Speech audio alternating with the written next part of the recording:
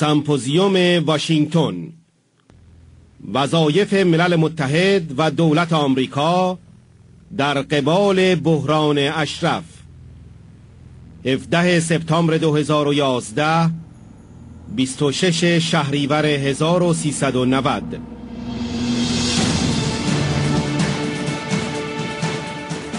ژنرال چارلز والد، معاون ستاد فرماندهی نیروهای آمریکا در اروپا 2002-2006، مدیریت طراحی و سیاست استراتژیک در ستاد نیروی هوایی 1998-1999.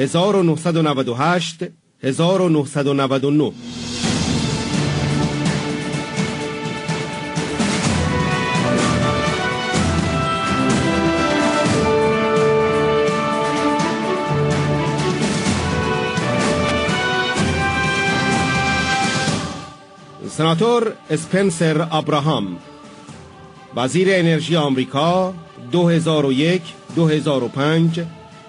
رئیس مشترک کمیته کنگره حزب جمهوری‌خواه 1991-1993.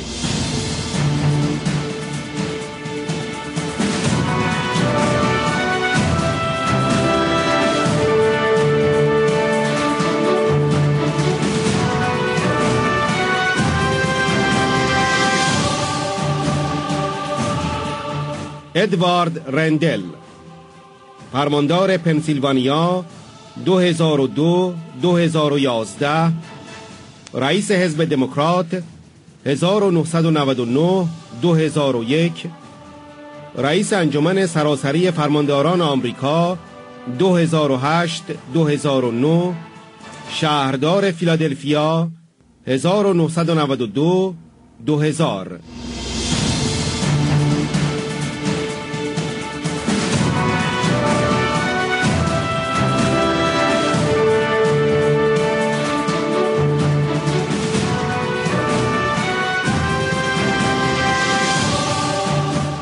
ژنرال جیمز کانوی، فرمانده نیروهای تفنگداران دریایی آمریکا 2006-2010.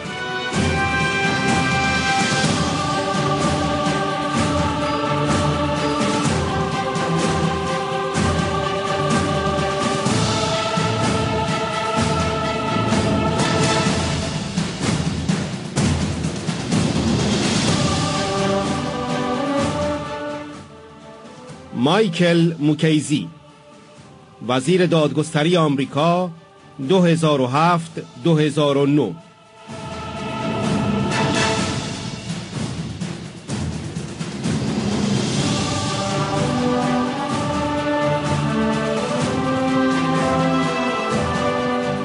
لوی فری، رئیس FBI 1993-2001.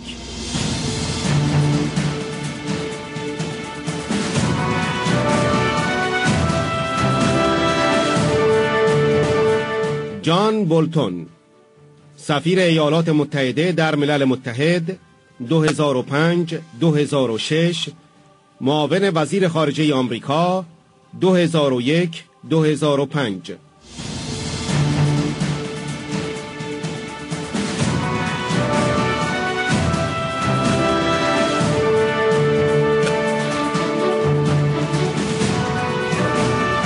پروفسور آلن گرسون، حقوقدان برجسته آمریکا، مشاور ارشد در هیئت نمایندگی آمریکا در ملل متحد 1998-2003.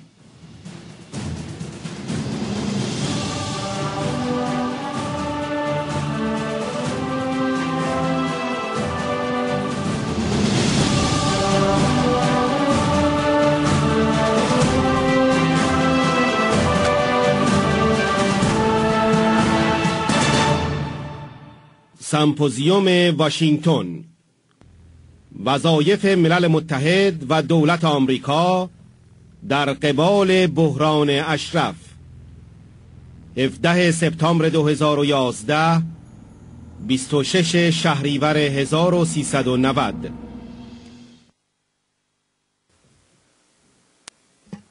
Good morning, everyone. It's nice to see everyone here on a drizzly day. I understand so many people have come from California and elsewhere, so welcome. I'm very pleased to be here with this distinguished panel. I am Alan Gerson. Some of you may know me as an international lawyer, as a person who served as counsel to the U.S. delegation to the UN and spent a lot of time there. And I have written in the past about obligations, which is the title of our conference today.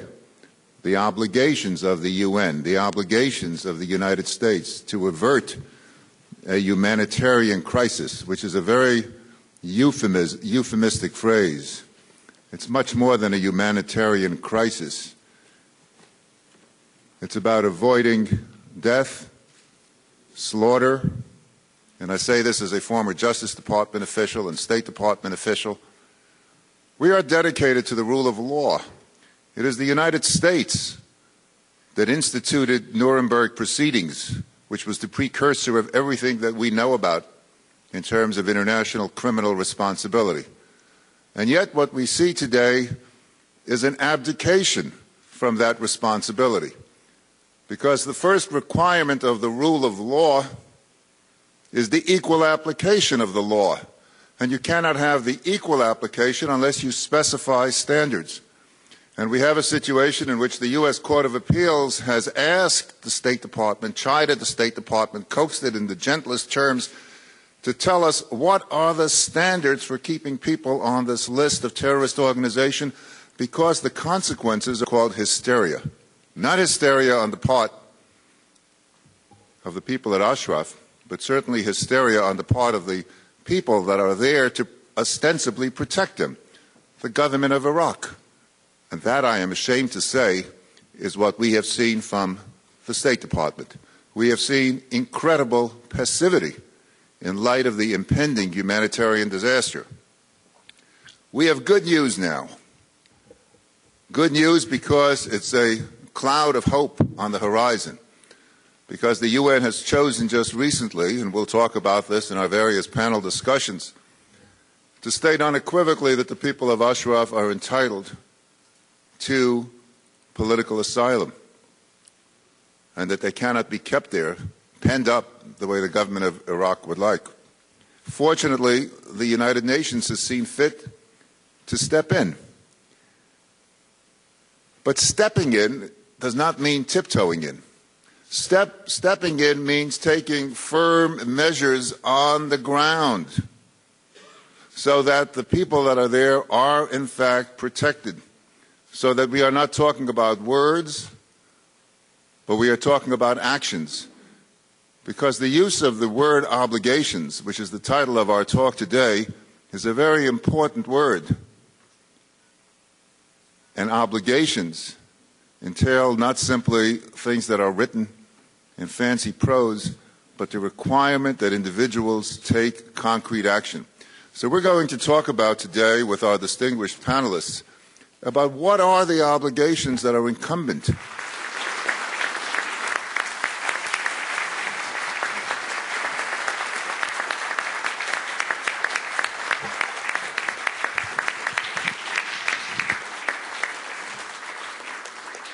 Thank you, Alan, and thank you, ladies and gentlemen, for being here.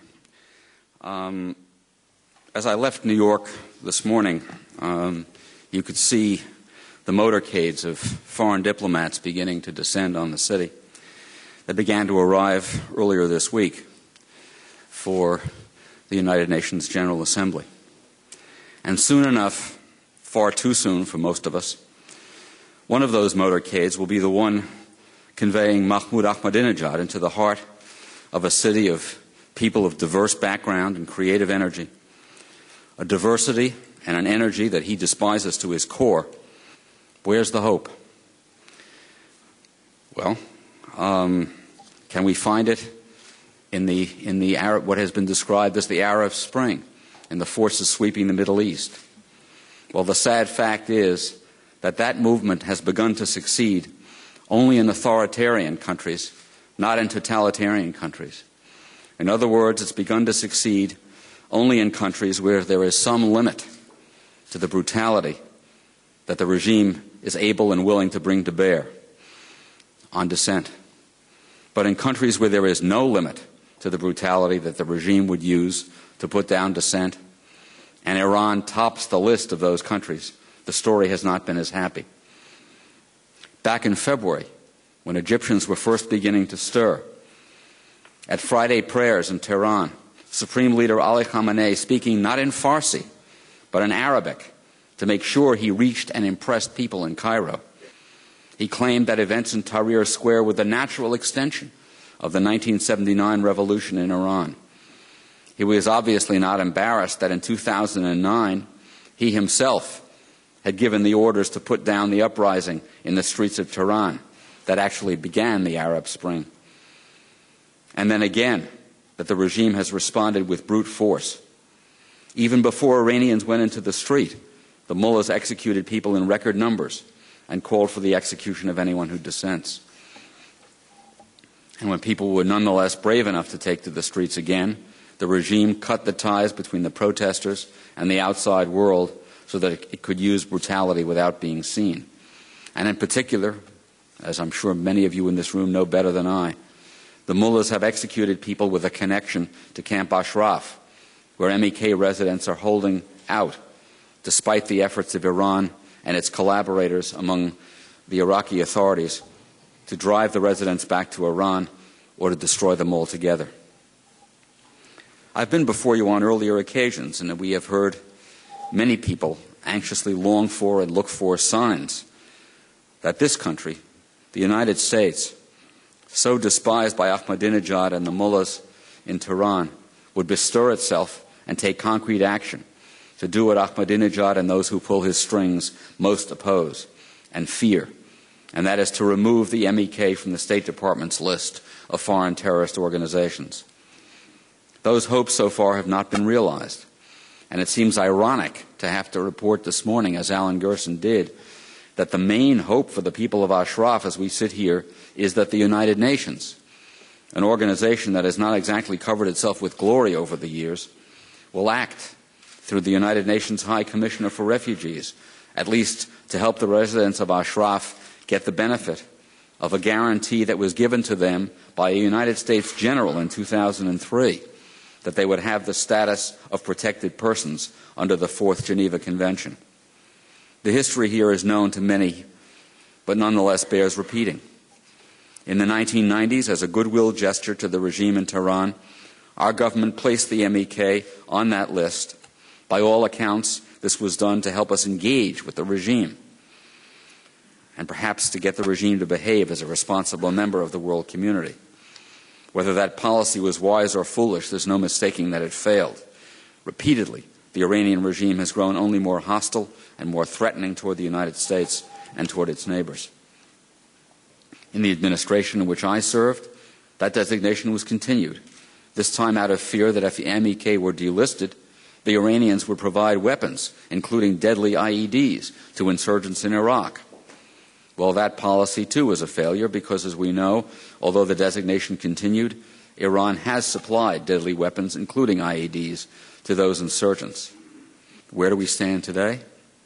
Well, in Camp Ashraf, the organization that surrendered its arms and placed itself under the international protection in 2003 to the point where the residents of Ashraf each received an identification card issued by the United States, designating that person as a protected person. That camp has been attacked twice by Iraqi troops.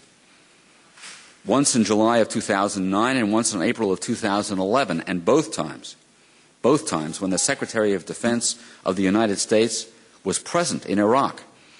The last time resulting in the murder of 35 defenseless women and men using weapons and vehicles supplied by the United States and operated by troops trained by the United States. And the United States has done nothing about it. In fact, although the attack came from Iraqi troops who were photographed in the act of committing it, some in the State Department have actually advocated resettling Ashraf residents elsewhere in Iraq, away from the Iranian border, as if the attack somehow had come from Iran, a sure way of making certain that the remaining residents of Ashraf can be obliterated completely out of the sight of the rest of the world. As I said, the UN High Commissioner for Refugees has made it explicit a few days ago that the residents of Ashraf who have filed applications for refugee status are entitled to that status. But what about the United States? What about the country that Abraham Lincoln, in the midst of the Civil War, called the last best hope of earth? What has the United States done? Now the European Union and the United Kingdom have acted forcefully to remove the terrorist designation from the MEK years ago, recognizing that if that designation ever was appropriate, and I submit to you that there is substantial reason to doubt that it ever was appropriate, but if it ever was, the record is clear that there is no such basis any longer. In order to be kept on that list, an organization must be involved in terrorism at some point in the last 10 years. That's the law. As I indicated, the United States Court of Appeals for the D.C. Circuit has made it clear that the government has shown no evidence to justify that designation. The court told the State Department that its evidence was not adequate and remanded the matter to the State Department to present other evidence, if it could, to justify the continued designation. And the State Department has been at this for a year. It has asked MEK written questions having nothing whatsoever to do with the appropriateness of the designation, and presented all kinds of irrelevant documents, and has simply dragged its feet and refused to act. Let's take one example that I think lifts the lid off what's going on here. An unclassified State Department document reporting that when State Department officials questioned Iranians applying for visas to enter the United States from such places as Ankara, Baku, Berlin, Dubai, and Istanbul, these visa applicants reported that they regarded MEK unfavorably. Now think about that.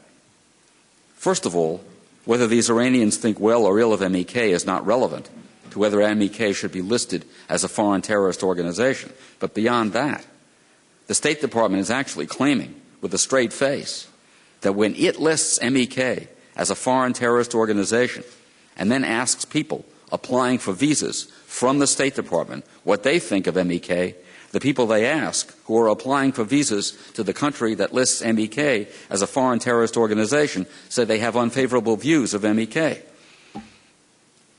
A first-year college student who offered that kind of evidence to support a conclusion in a term paper would get a failing grade.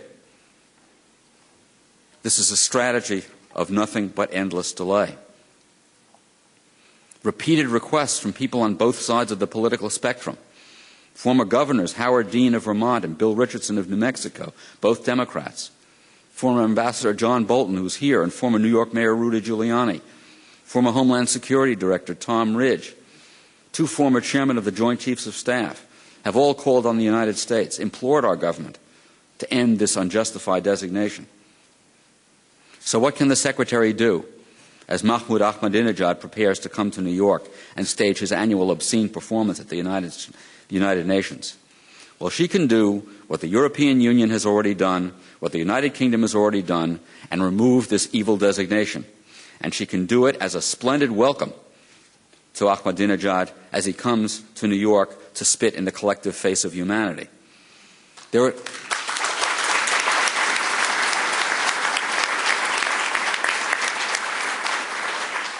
This is a great opportunity to change the dynamic that has prevailed until now, and to do so dramatically.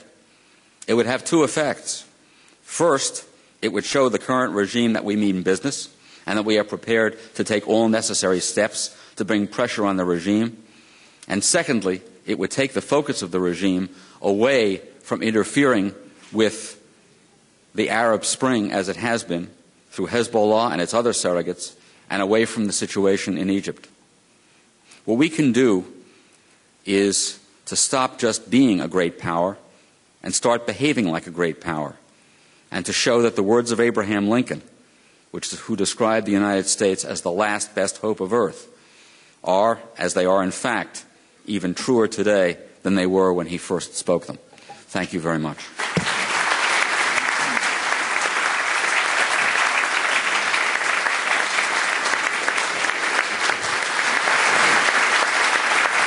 Thank you all. Good morning, everyone. Good morning. You know, we all hope that a decision will be forthcoming on delisting very, very soon. And my hope is that that decision is made on two basic principles. Number one, we should decide on the merits. We should not make a political deal. We should decide on the merits of the case. Number two, we should make our decision based on the values that this country has stood for so long, freedom and democracy. If the decision is made on those two criteria, MEK shall be and will be delisted.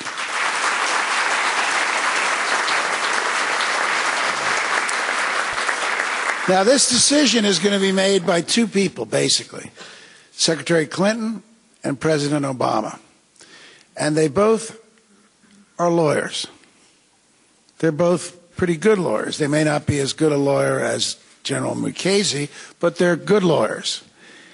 And I would ask them, as we did at the rally before the State Department, I would ask the White House and the State Department to look at this as a legal case, because it is. You're interpreting the rules set up by the original delisting standards. Look at it as a legal case, and let's examine the evidence. In law, there's something called expert witnesses, and juries are allowed to give tremendous credence to expert witnesses, and that credence that they give to the expert witnesses is even greater when the expert witnesses have first-hand knowledge. Let's look at the expert witnesses who have spoken out publicly about this issue and who have made their opinion loud and clear. First, we have, and you'll be hearing from him soon, the former director of the Federal Bureau of Investigation under both President Clinton and President Bush, Louis Freeh, who is here with us today. He was tasked with having his organization review all of the people living in Ashraf to determine if there were any terrorists. And as he will tell you, that review found no terrorists. And he has spoken out publicly and has said that MEK should be delisted. Now, that's the head of the FBI in a Democrat administration and a Republican administration. But then we have a former circuit judge and the Attorney General of the United States, who you heard from. The Attorney General was vested with the responsibility during his term in office of being the lead in America's battle against terrorism, being the lead in protecting our country from terrorism. That Attorney General had a very deep responsibility to know who were the terrorists, where they were, who were the threats, where they were, and who weren't. And you just heard again, and Attorney General Mukasey has spoken out time and time again on this issue, his strong belief, based on his observations and all the evidence that was available to him, that MEK is not a terrorist organization. Head of the FBI, former head of the FBI, former Attorney General of the United States. Case closed. But we don't have to close the case based on those two expert witnesses, because we have a whole lot more. We have three decorated and honored generals of the United States Armed Forces who served in Iraq. And each one of them has said it loud and clear that MEK is not a terrorist organization, that the people of Ashraf are freedom-loving citizens of this planet. Three generals who are decorated, who are honored, including General Shelton. But that's not all of the expert testimony we have. We have Colonel Wesley Morton, who, as many of you know, served as the commander of Camp Ashraf, the U.S. commander, as well as having counterintelligence duties throughout the entire country. He observed Ashraf residents directly, personally. He was in charge of counterintelligence for the U.S. Armed Forces in Iraq. And he has said loud and clear, in fact, from this hotel, he said loud and clear that MEK is not a terrorist organization. That should be enough. But it's not all that we have. We have two bodies that are close allies of the United States, the United Kingdom and the European Union. These are respected, trusted allies, probably our two strongest allies in the world. They have, by their recent action, given loud and clear expert testimony that they believe MEK is not a terrorist organization by delisting them from their own lists. So we've got expert testimony, incredible expert testimony. We've got strong circumstantial evidence. But that's not all we have. We have a judgment by another court, the Court of Appeals in Washington, D.C., which has said that the Secretary, the State Department, did not have any evidence to meet their own standard. Expert witness, circumstantial evidence, opinion of another court. That ought to be enough. It ought to be enough. If we follow the law, if we decide this case on the merits, it's overwhelmingly not guilty. Delist the MEK, and let's do it now.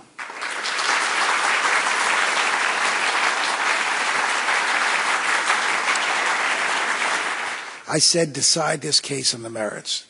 That's what we ought to do. That's what American justice is about. That's what the American democracy is built on. We need to decide this case on the merits.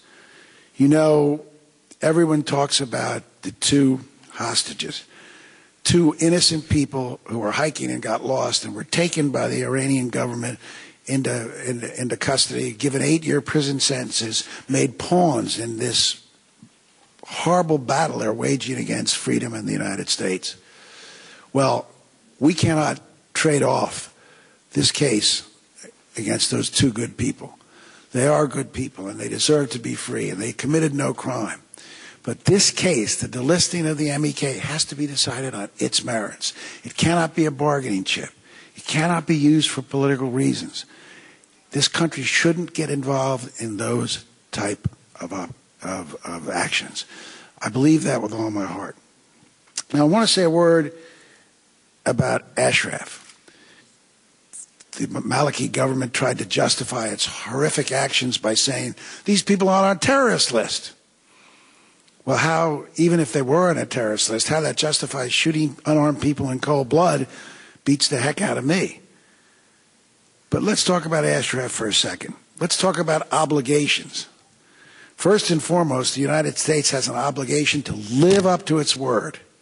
We gave our word to innocent people who surrendered their weapons based on our word that we would protect them. To me, two of the finest hours of the United States government and foreign policy occurred when President Clinton sent U.S. air power in to stop literally 500,000 Muslim Kosovars from being executed, from genocide in Kosovo. And President Clinton's strategy worked, and those people weren't harmed, and it went on to be a great victory for freedom and democracy. And when President Obama did virtually the same thing with NATO allies in Libya, he was criticized by a lot of people. It won't work. Why are you getting the United States involved in this? Well, I supported him on television at the time, and when it turned out to be a successful enterprise, I said, that's what America ought to be about. If we're about anything, it ought to be the protection of innocent people from being slaughtered. And remember, the key there, the explanation the Obama government gave, the administration gave, was we acted because we didn't want genocide to occur to the people of Benghazi. And there was a chance that thousands of people would have been slaughtered in Benghazi had we not stepped in. So we sent our troops into Kosovo to stop genocide, to stop the slaughter of innocent people. We didn't send troops in, we sent air power. We sent air power into Libya to stop innocent people from being slaughtered. And yet on two occasions, United States troops were ordered to back off and move out as slaughter of innocent people took place at Ashraf. Shame on us. Shame on us. This is the United States. We're about protecting human dignity and human rights. That's been the hallmark of every administration since I've been alive. Shame on us. And now we can't let it happen again. It's great that the UN has made this declaration, as General McKenzie said. The United States makes it abundantly clear to the Maliki government that U.S. troops are going to be responsible for protecting the 3,400 people in Ashraf. We gave our word. It's something we should do.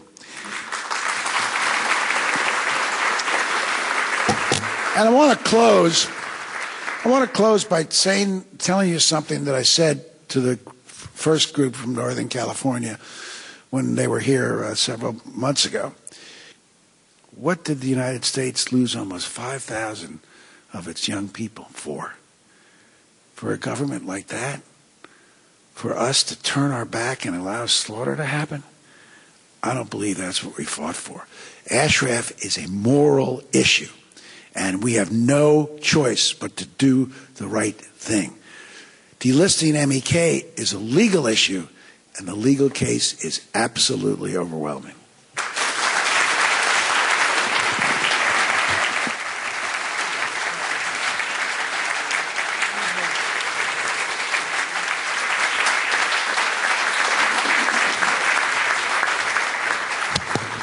First of all, thank you, Elazar, for having me here today. I'm honored to be part of this group. I agree with everything that's been said, mostly, specifically on the Camp Ashraf and MEK issue. So, I owned General Conway for several years and had several dealings with Ambassador Bolton. I'm going to just talk about a little bit about how I see the general world today a little bit, and then how this fits in with what you're all supporting, and which I agree is a honorable activity.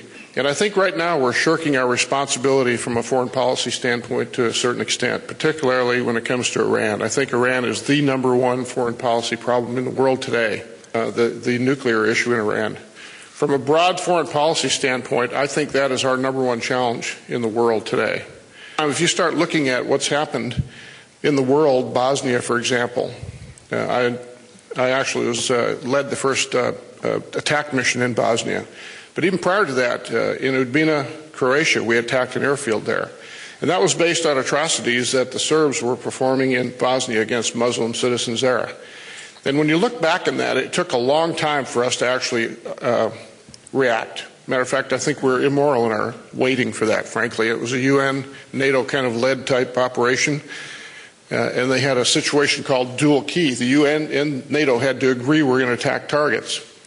And I look back on that as one of the most, I think, disturbing times of my career in the military, where because of political inability to make decisions, we had people that were being killed in Bosnia on a daily basis. Srebrenica comes to mind. I've been to Srebrenica several times. For 8,000 people killed at one time by the Serbs and matter of fact, with UN and NATO troops in place. In this case, Dutch troops that were sitting there with tanks that just could not react. That's a moral failure on our part. Kosovo, same thing, although we did better. Almost 1 million citizens were displaced in Kosovo before we reacted to that. And so when people talk about Iran today, and I consider Iran the pariah in the world. I consider them a threat. I don't consider the regime that's there today one bit trustworthy to even talk about negotiations. The last IAEA study, the International Atomic Energy Association study, found that Iran has about 3,000 kilograms of low-enriched uranium, which you need about 1,800 kilograms that can be enriched down to about 20% up to 90% to make a nuclear weapon. They have 3,000 kilograms. They have plenty to make couple, 2 or 3 weapons. Because once you get to 20% enrichment, which they're going toward, you can go to 90 in a very quick, rapid manner. And in fact, the IAEA today, even in spite of this cyber worm called Stuxnet that everybody's kind of hanging their hat on, that really stopped them. That didn't stop them. Iran is actually enriching more uranium today than they ever did even before Stuxnet. And today, the belief is that Iran can break out to become a nuclear-capable country within 62 days. 62 days is outside the cycle of the IAEA visitation. To make exception based on the hope that Ahmadinejad or the Iranian existing regime will change their minds based on the fact that we're going to acquiesce on one small little thing is kind of naive. So I support the panel. I support what we're doing here. I support you. And I think we as a nation either start leading or we probably won't be a great nation. But thank you very much.